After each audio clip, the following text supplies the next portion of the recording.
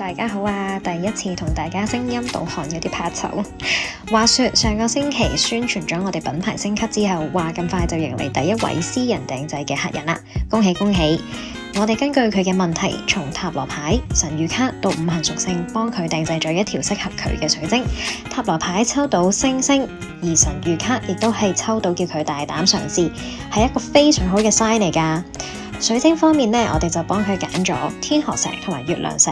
天河石嘅藍色同月亮石嘅藍光都係代表水，夾翻佢個五行屬性。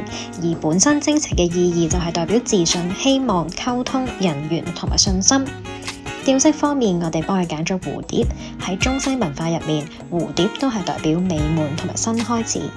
希望你中意我哋嘅水晶啦！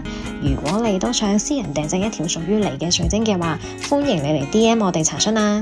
多謝收睇，我哋下次再見，拜拜。